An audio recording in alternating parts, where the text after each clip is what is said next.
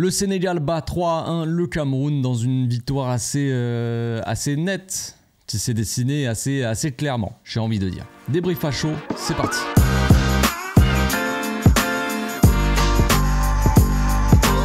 Au passage, n'hésite pas à nous rejoindre si c'est pas encore fait et à partager la chaîne autour de toi, ça fera plaisir à tonton. 3-1 donc pour le Sénégal, victoire assez claire, j'ai envie de dire, même si on a senti un Sénégal qui a commencé à douter en deuxième mi-temps et qui a été un peu moins serein quand même. Mais ils ont fait le taf, franchement le Sénégal ils ont une très belle équipe, quand on compare un peu les deux groupes, Cameroun et Sénégal, le Sénégal ils ont quand même pas mal de talent, enfin je dis pas que Cameroun n'en a pas, les gars, mais je veux dire, il y a quand même sur le banc, tu fais rentrer des mecs comme Iliman Ndiaye, bon, il n'a pas fait forcément une entrée de fou, mais c'est des joueurs comme ça qui ont du talent sur le banc, et t'as l'impression qu'il y a vraiment un peu plus peut-être de quantité, en tout cas des joueurs qui peuvent faire potentiellement la différence. Il y a Sadio Mané, forcément, qui est un des meilleurs joueurs, ou en tout cas qui était il n'y a pas si longtemps un des meilleurs joueurs du monde. Voilà, c'est assez solide, le Sénégal. Moi, ce qui me fait un petit peu douter sur le Sénégal, c'est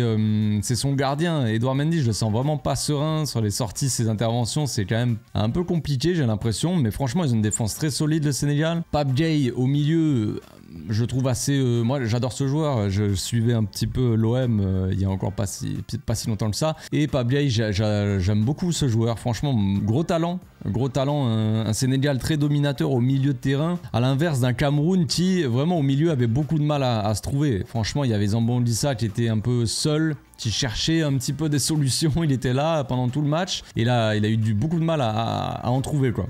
Donc très peu de liens, très peu de connexion dans cette équipe du Cameroun, avec un Sénégal qui a quand même bien défendu, on va pas se mentir. En phase d'attaque, le Sénégal il se retrouvait avec des latéraux qui prenaient les couloirs, donc très haut, et un Pape Gueye qui descendait un petit peu pour construire le jeu dans une défense à 3 la plupart du temps, avec un jeu long toujours de très bonne qualité entre Pape Gueye et Koulibaly. Koulibaly derrière c'est très solide. Diallo aussi qui est assez bon. Bon voilà, il y a Koulibaly quand même, c'est le patron de cette défense. Koulibaly qui fait beaucoup de bien dans ses interventions. Première mi-temps surtout, il n'y avait rien qui passait de son côté, c'était assez impressionnant. Voilà, et après au milieu, il y a du talent. Franchement, il y a pas mal de talent dans cette équipe de Sénégal. Ça joue vraiment bien, ils arrivent à se trouver, à sortir les ballons aussi proprement dans des petits espaces, une touche de balle, tout ça. Vraiment, il y a de la qualité technique. Mais le problème, c'est que on attend peut-être un petit peu plus de Sénégal. Alors quand on regarde le score, évidemment, on peut dire qu'est-ce que tu dis, tu vois. Les Sénégalais ils vont me dire on a gagné 3-1. Voilà, easy, tu vois. Mais les gars, soyons sérieux 2 secondes. Franchement, il y avait moyen de se mettre à l'abri beaucoup plus tôt.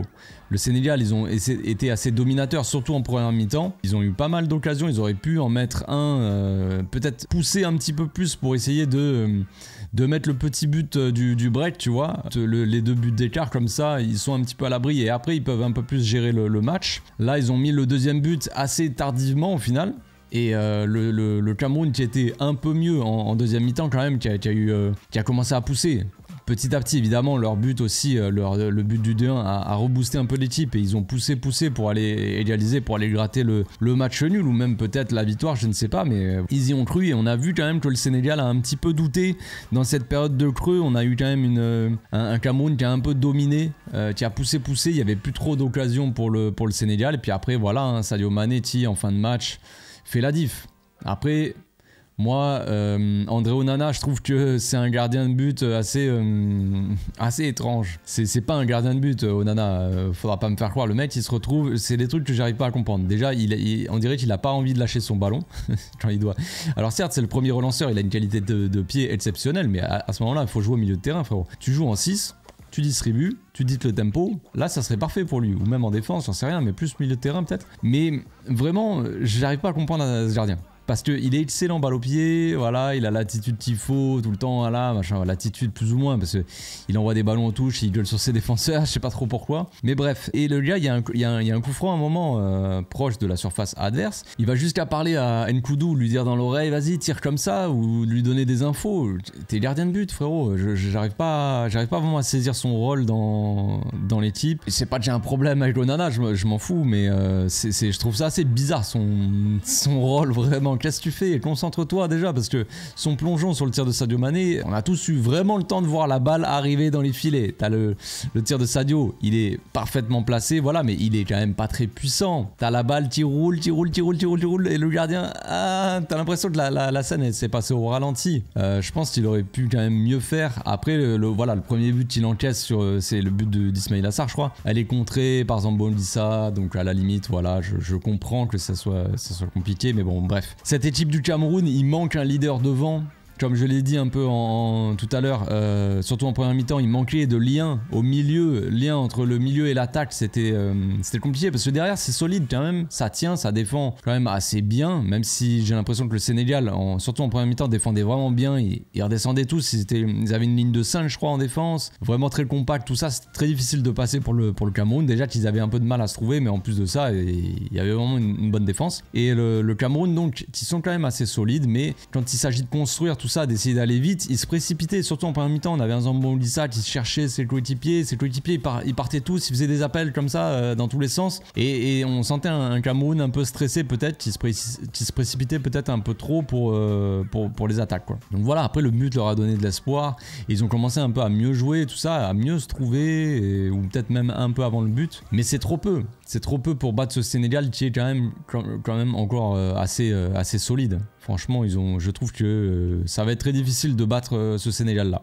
S'il reste à ce niveau-là toute la compétition, ça va être une équipe compliquée à jouer parce que défensivement, ils sont quand même très solides. On a quand même Crépin Diatta qui est pas forcément un latéral, mais ça jouait un peu en piston sur les côtés, tu vois. Phase défensive, quand même, il défendait, il faisait le taf. Nkoudou, quand même, qui a raté le but, je crois, du 2-2 juste avant le 3-1. Donc ça, c'est vraiment... Ça se joue à des détails sur les compétitions comme ça, les gars, c'est difficile. Parce que je crois qu'il y avait 2-1 à peine, et Nkoudou qui fait sa tête, là, et ça passe juste à côté du poteau.